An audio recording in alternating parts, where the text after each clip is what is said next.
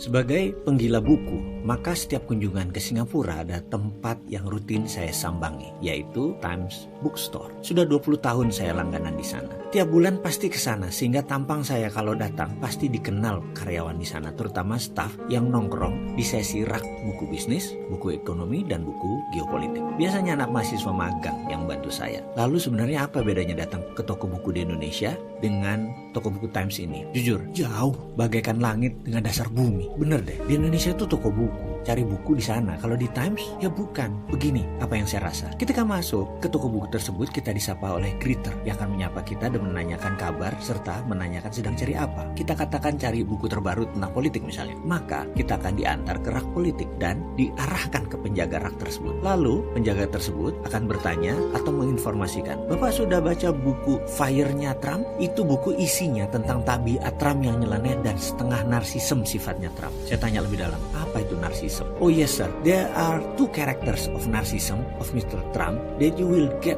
from this book, katanya sambil membuka halaman tentang narsisemnya Trump tersebut. Or, katanya kemudian, you better read this book for you to understand that US dollar will be hit by other currency. Those books are read by Mr. Trump before he become president. Sang pemuda berkacamata tebal tadi menjelaskan buku sebaiknya saya baca sebelum membaca buku Fire-nya Trump yang menjadi alasan Trump memulai menyerang Cina dan Rusia sekarang. Here you are sir, The Colder War. This book written on Obama time versus Putin. But seems Obama cannot match Putin. Even Hillary cannot beat Putin. Amerika need Trump to beat Putin. Dia menjelaskan rinci mengapa Amerika memerlukan sosok devil seperti Donald Trump. Untuk itu dunia harus tahu tabiatnya Donald Trump yang ofensif ini. Dan semua dijabarkan dalam buku tersebut, kata pemuda tadi. Begitulah sekilas suasana saya di Times. Dalam toko buku Times tersebut, pengalaman apa yang saya dapatkan kira-kira? Ya benar, saya mendapatkan knowledge. Jadi 1 jam di sana dengan staf penjualan di rak buku tersebut, saya dapat knowledge, bukan dapat buku. Sekali lagi, ini bedanya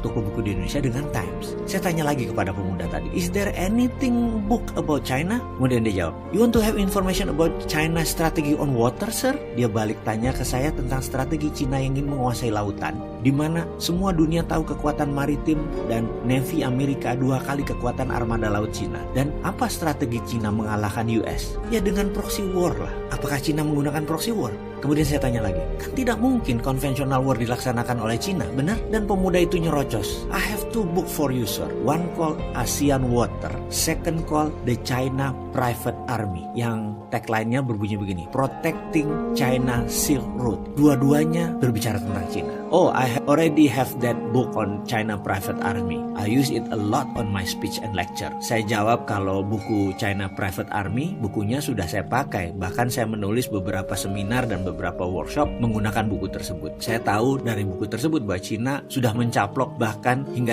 GDP negara-negara yang dikuasain pun ada dalam buku tersebut. Misalnya Timur Timur GDP-nya 60% sudah Cina, Papua Nugini 60% GDP nasionalnya sudah barang Cina, Malaysia 35%. Di zaman Najib, mungkin zamannya sekarang udah 20% di zaman Mahathir, dan turun terus pengaruh Cina di Malaysia. Kalau di Indonesia rasanya nggak ada Cina. Aman Indonesia mah. Cina di Indonesia itu hoax. Kemudian dia lanjut, oh really? If you have that books, I recommend you to buy this book, The War by Other Means, katanya. You will amazed with what China, Russia, and America play geostrategical games.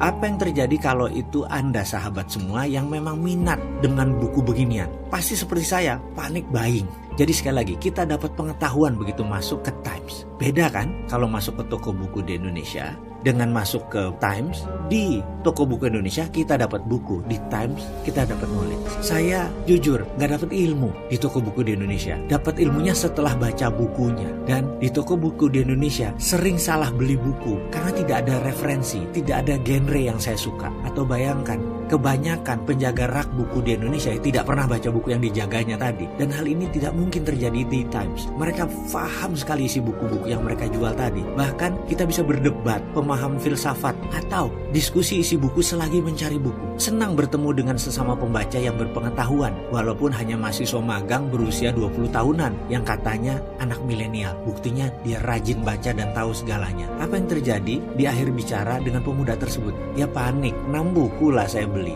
Dan setelah itu saya pump up, semangat sekali ingin cepat baca dan cepat meluangkan waktu untuk share buku ini kepada teman-teman. Lalu pengalaman saya setelah baca, pengen sekali saya punya kelas sesi diskusi membahas isi-isi buku tersebut. Tapi sayang, gak terlalu banyak teman tersebut. Akhirnya ya saya buat video ini.